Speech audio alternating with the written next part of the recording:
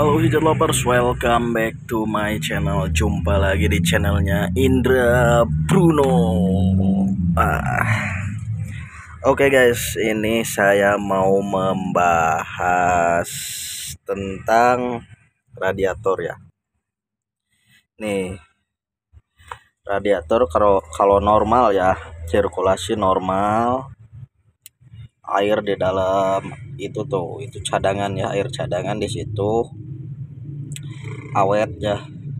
Di sini juga air radiator awet. Nah, itu sirkulasinya normal ya.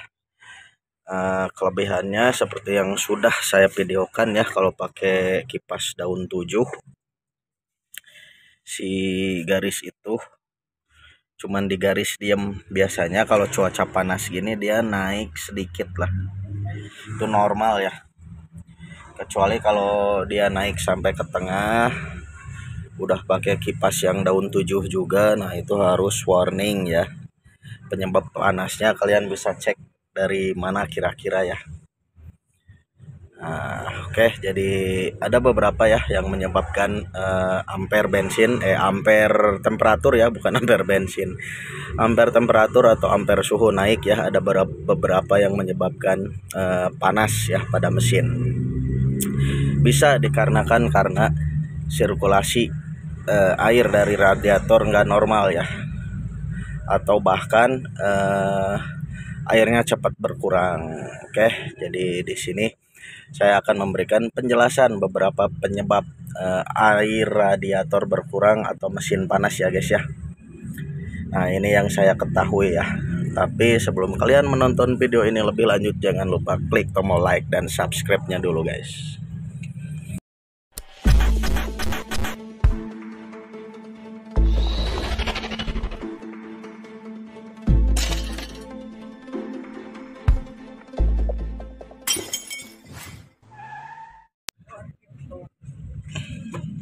Nah, ini dia guys ya. Saya udah lama nih nggak bongkar-bongkar ya. Udah ada hampir sekitar setahun. Saya takut juga airnya habis gitu ya.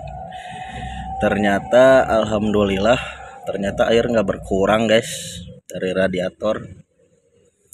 Tuh, masih tetap penuh ya. Paling ada kotor-kotor aja nih. Biasa ya, ngerak dia kotorannya. Dan saya selalu pakai air mineral ya, jarang pakai air keran atau air sumur ya. Tuh, ini isinya masih banyak guys. Ini udah setahun ya, nggak kerasa juga. Saya dulu kuras radiator tahun lalu ya, dan di air cadangannya juga tuh. Ini air cadangannya juga ada ya, masih ada setengah. Air cadangan diusahain jangan penuh ya guys ya. Kalau penuh, saya pernah nyobainnya dipenuhin. Kalian boleh coba juga ya. Air cadangannya di sini, silahkan kalian penuhin, cobain ya. Ternyata itu ngaruh ke temperatur ya. Temperatur biasanya naik tuh, cepat panas guys. Karena mungkin kepenuhan ya, kelebihan overload air ya. Nah, itu salah satunya guys. Air dari wadah cadangan ya, nggak boleh dipenuhin ya. Nah, ada juga nih kalau misalkan radiator airnya berkurang nih guys. Yang pertama kalian cek itu selang ya. Takutnya ada kebocoran dari selang. Terus juga kebocoran dari radiator guys. Karena sejarum aja ya, ada bocor sejarum aja, radiator bocor gitu guys. Nah guys, kekurangan air radiator ya, selain daripada bocor, bisa disebabkan karena korosi ya, korosi atau dari lubang air pada silinder kop. Nah, itu belaksananya silinder kop tuh. Nah, itu dia guys, terjadi korosi ya kepada silinder kop. Biasanya ya ada korosi ya, korosi yang mengakibatkan Air ya, air biasanya bercampur sama oli itu guys. Kalian itu harus benar-benar warning ya. Kalau misalkan terjadi korosi pada silinder kop ya, ada lubang airnya itu di tempat klep ya.